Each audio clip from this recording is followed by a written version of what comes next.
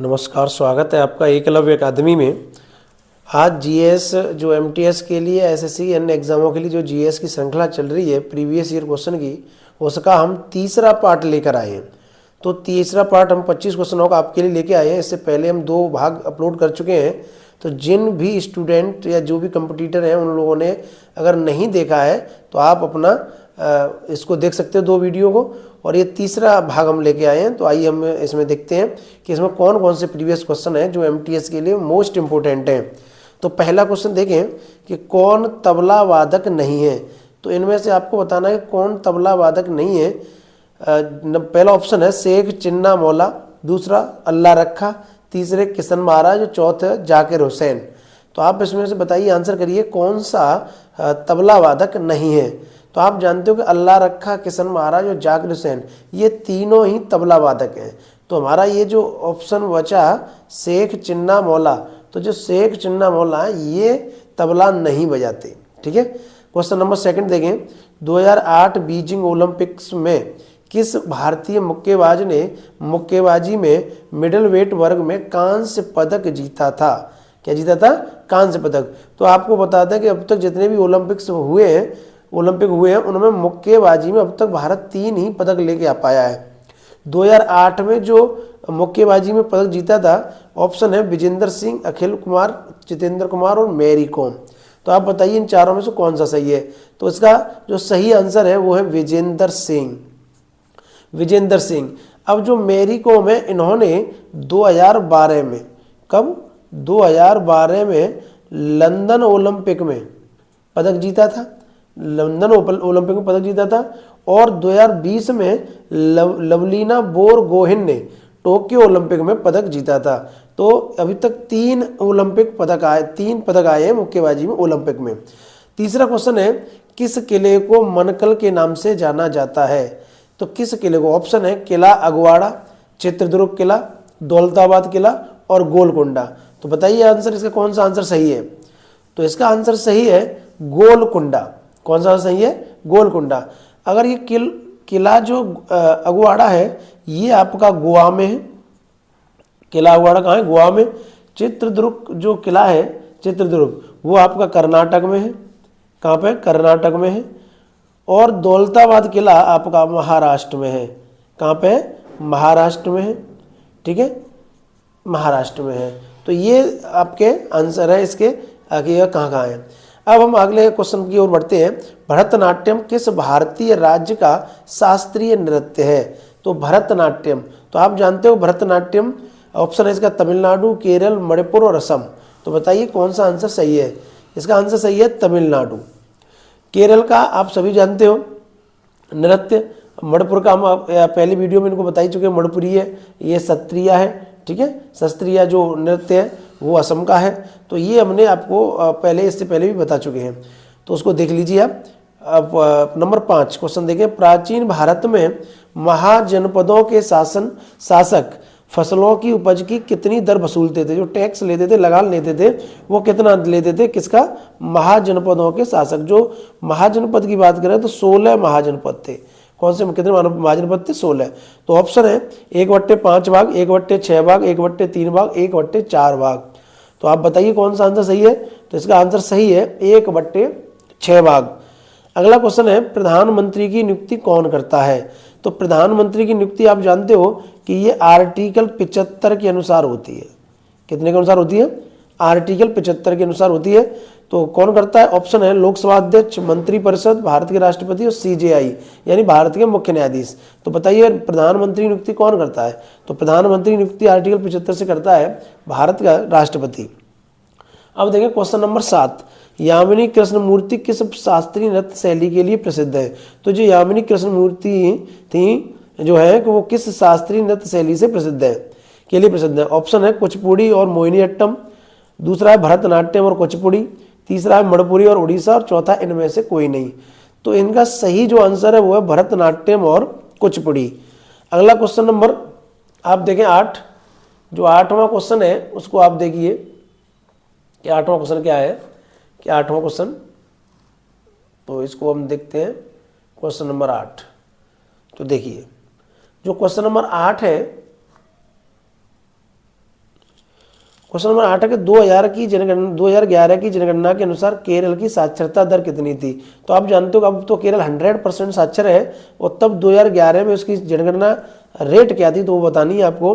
Option है 80 से 85%, 96 से 100%, 86 से 90% और 91 से 95%।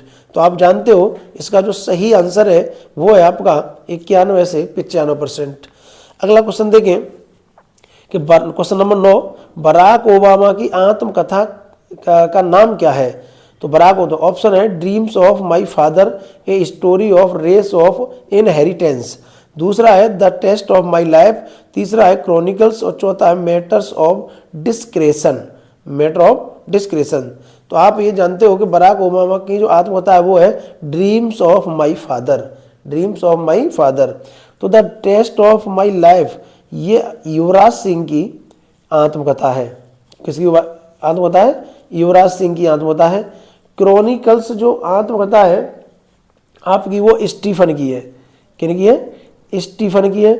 और ये भारत के प्रधानमंत्री मैटर्स ऑफ डिस्क्रेशन, ये जो है आत्मकथा ये इंद्र कुमार गुजराल, जो कि भारत के पीएम रहे हैं। इंद्र कुमार गुजराल, इंद्र कुमार गुजराल। तो इंद्र कुमार गुजराल की ये मैटर्स ऑफ डिस्क्रेशन है। अगला क्वेश्चन नंबर आप देखिए 10, फीफा विश्व कप 2022 की मेजबानी कौन से देश ने की। ऑप्शन है कतर, चीन, दक्षिण अफ्रीका और इंग्लैंड। तो इसका सही आंसर है कतर। 11वां क्वेश्चन देखें कि भारत के किस राज्य में नटंजलि उत्सव मनाया जाता है। नटंजलि उत्सव मनाया जाता है, ऑप्शन है उत्तर प्रदेश, तमिलनाडु, राजस्थान, गोवा। तो आप चारों में से आप आंसर बताइए, नटंजलि उत्सव कहाँ मनाया जाता है। तो नटंजलि उत्सव मनाया जाता है तमिलनाडु में। कहाँ मनाया जाता है? तमिलनाडु में। क्वेश्चन नंबर 12 देखिए, छोटे राज्यों के कुछ अपवादों के अतिरिक्त राज्य विधानसभा में सदस्यों की संख्या कितनी होती है। यानी जैसे सिक्किम में 32 है, ठीक है, तो सिक्किम को अगर तो छोड़ दें, जो छोटे राज्य हैं उनको छोड़ दें, तो जो मिनिमम संख्या है वो ऑप्शन आप देखिए 60 से 600, 50 से 400, 10 से 100 और 60 से 500। तो कम से कम 60 होने चाहिए और मैक्सिमम 500 विधानसभा सदस्य होने चाहिए। तो इसका ऑप्शन नंबर है 4।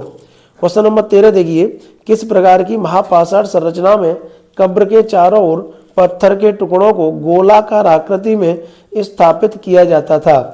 किस प्रकार की संरचना में। तो ऑप्शन है मेनहिर, संगोरावृत, शैलकृत गुफाएं और महापाषाण तुंब। तो इसका जो सही आंसर है वो है संगोरावृत। संगोरावृत जो संरचना होती थी उसके ये एक प्रकार की कब्र थी और उसके चारों ओर पत्थर के टुकड़ों को गोलाकार आकृति में मतलब उसको ढक दिया जाता था संगोरावृत में। क्वेश्चन नंबर 14 देखिए, कौन सी ग्रंथि, अगला देखें, एक मिनट, जो आप इसको दोबारा 13वां क्वेश्चन दोबारा देख लें कि किस प्रकार की 13वां क्वेश्चन देखें कि किस प्रकार की महापाषाण संरचना में कब्र के चारों ओर पत्थर के टुकड़ों को गोलाकार आकृति में स्थापित किया जाता था। तो ऑप्शन है मेनहिर, संगोरावृत, शैलकृत गुफा और महापाषाण तुंब। तो आंसर इसका सही है संगोरावृत। क्वेश्चन नंबर हम 14 देखें, तो कौन सी ग्रंथि अंग पित्त रस स्रावित करती है। तो यानी जो पित्त रस है वो किससे निकलता है। तो पित्त रस निकलने, ऑप्शन देखें, पीनियल ग्रंथि है, पीयूष ग्रंथि है, अग्नाशय है और यकृत है। तो इसके 4 ऑप्शनों में जो पित्त रस है, आप जानते हो पित्त रस किससे निकलता है। तो पित्त रस निकलता है यकृत से। कैसे निकलता है? यकृत से। अगर हम पीनियल ग्रंथि की बात करें कि इससे क्या निकलता है, तो इससे निकलता है मेलाटोनिन। ये किसका उत्पादन करती है पीनियल ग्रंथि? मेलाटोनिन का उत्पादन करती है। और पीयूष जो ग्रंथि है वो आप जानते हो हार्मोन्स का स्रावण करती है, हार्मोन्स का। और उसमें भी जो हार्मोन्स है वो ट्रॉपिक हार्मोन्स का स्रावण करती है। यानी पीयूष ग्रंथि से ट्रॉपिक हार्मोन्स निकलता है। अग्नाशय से अग्नाशयी रस निकलते हैं जो पाचन में सहायक होते हैं। तो अग्नाशयी रस निकलते हैं। तो पीनियल ग्रंथि से मेलाटोनिन, पीयूष से ग्रंथि से हार्मोन्स निकलते हैं, खासतौर पर ट्रॉपिक हार्मोन्स। ठीक है। क्वेश्चन नंबर 15 देखें, किस संस्था द्वारा 1 रुपए के करेंसी नोट और सिक्के निर्गत किए जाते हैं। तो 1 रुपए के करेंसी नोट कौन जारी करता है, ये हमारा क्वेश्चन है। तो ऑप्शन देखिए, भारतीय औद्योगिक वित्त निगम, वित्त मंत्रालय, सेंट्रल बैंक ऑफ इंडिया और इंपीरियल बैंक ऑफ इंडिया। तो इसका सही आंसर है वित्त मंत्रालय। क्या आंसर है? वित्त मंत्रालय 1 रुपए के करेंसी नोट और सिक्के जारी करता है। और 1 रुपए के नोट पर हस्ताक्षर किसके होते हैं? तो 1 रुपए के नोट पर हस्ताक्षर होते हैं वित्त सचिव के। किसके होते हैं? वित्त सचिव के। और वैसे फिर आरबीआई गवर्नर के होते हैं। किसके होते हैं? आरबीआई गवर्नर के। तो 15 क्वेश्चन ये आपके समझ में आए होंगे। अब हम आगे देखते हैं। अब अगला देखते हैं इसमें क्वेश्चन नंबर 16।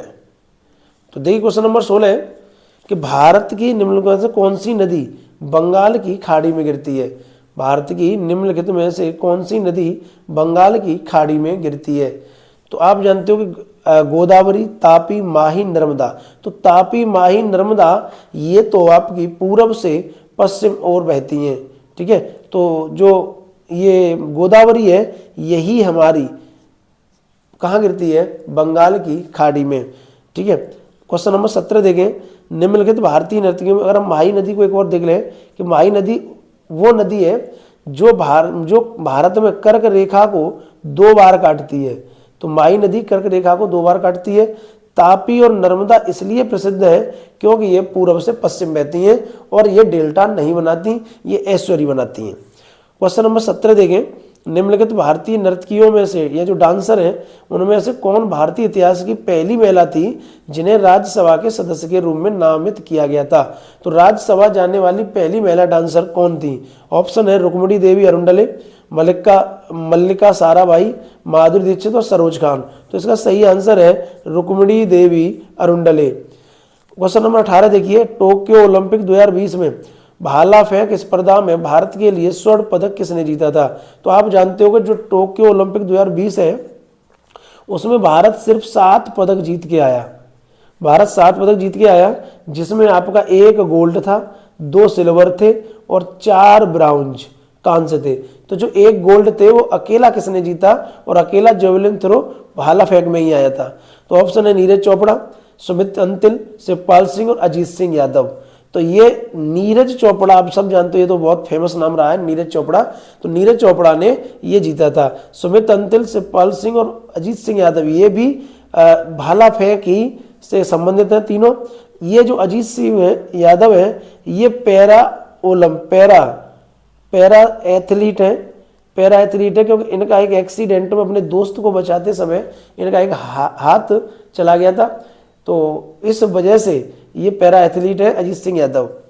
अगला देखें। किस तत्व की 1900 क्वेश्चन है, किस तत्व की परमाणु त्रिज्या सबसे अधिक है? ऑप्शन है लिथियम, नाइट्रोजन, बेरिलियम, कार्बन। तो इसका सही आंसर है लिथियम। क्या है? लिथियम 167 पीएम इसकी त्रिज्या होती है, परमाणु त्रिज्या होती है लिथियम की। क्वेश्चन नंबर 20 देखो। 2022 में जो आईसीसी पुरुष T20 विश्व कप खेले गए मैचों की मेजबानी किसने की? यानी आईसीसी पुरुष T20 2022 कहाँ हुआ था? ऑप्शन है अफ्रीका, ऑस्ट्रेलिया, भारत और पाकिस्तान। तो आप जानते हो ये 2022 का कहाँ हुआ था? ऑस्ट्रेलिया में हुआ था। और इस 2022 में इंग्लैंड जीती थी। 2022 में कौन जीती थी? इंग्लैंड जीती थी। और इंग्लैंड ने पाकिस्तान को हराया था। इंग्लैंड ने किसको हराया था? इंग्लैंड ने पाकिस्तान को हराया था। और इसमें प्लेयर ऑफ द टूर्नामेंट जो रहे थे वो सैम करन रहे थे। प्लेयर ऑफ टूर्नामेंट कौन रहे थे? इंग्लैंड के सैम करन। तो Sam Curran player of the tournament रहे थे। क्वेश्चन नंबर 21 देखें। समुद्री जल के ऊपर लगभग ऊर्ध्वाधर उठे हुए ऊंचे सैलीय तट, जो पत्थरों के तट को क्या कहते हैं? ऑप्शन है समुद्री मेहराब, गोखुर, समुद्र भृंगु और समुद्री गुफा। तो इसके चारों में आप देखें तो इसका सही आंसर है समुद्र भृंग, सी क्लिफ। क्या है? सी क्लिफ। ये गोखुर तो नदियां बनाती हैं, आपको हम समझाएंगे। ठीक है। समुद्र भृंग 22वां। पंडित रविशंकर को 1967 में इनमें से किस एल्बम के लिए ग्रैमी पुरस्कार प्राप्त हुआ था? पंडित रविशंकर को 1967 में इनमें से किस एल्बम के लिए ग्रैमी पुरस्कार प्राप्त हुआ था? तो ऑप्शन है full circle, best meets east, 3 ragas, concert for Bangladesh. तो इसका सही आंसर है best meets east. Question number 23 देखें। अकबर का जो राजस्व मंत्री निम्नलिखित में से कौन था? तो अकबर का जो राजस्व फाइनेंशियल मिनिस्टर था वो कौन था? ऑप्शन है तानसेन, टोडरमल, बीरबल, राजा मानसिंह। तो इसका सही आंसर है टोडरमल। तानसेन जो तानसेन थे वो गायकार थे, संगीतकार थे बीरबल के दरबार में, अकबर के दरबार में। और जो बीरबल थे ये भी एक कवि थे, इनको राज कवि की उपाधि दी थी, कविराज की उपाधि दी थी अकबर ने। और राजा मानसिंह सेनापति थे, राजा मानसिंह सेनापति थे। क्वेश्चन नंबर 24 देखिए, अल्लूरी सीताराम राजू भारत के किस राज्य के आदिवासी स्वतंत्रता सेनानी थे? तो ऑप्शन है गुजरात के, महाराष्ट्र, आंध्र प्रदेश और बिहार। तो आप बताइए इन चारों में कौन सा सही है? तो अल्लूरी सीताराम राजू आंध्र प्रदेश के, किसके? आंध्र प्रदेश के आदिवासी स्वतंत्रता सेनानी थे। लास्ट क्वेश्चन हमारा देखते हैं, जगन्नाथ स्मार्ट टाउनशिप योजना भारत की किस राज्य सरकार द्वारा शुरू की गई थी?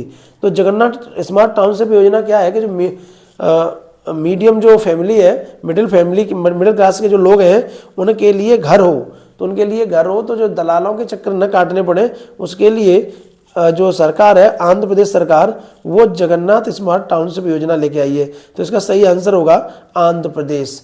ठीक है, उम्मीद है ये आप लोगों को समझ में आया होगा सभी। आप इनको देखिए, ये तीसरी सीरीज है, डेली 8 बजे आपको ये मिल जाया करेगी एक सीरीज 25 की, और जल्दी सुबह शाम दोनों टाइम हम एक वीडियो अपलोड किया करेंगे। नमस्कार।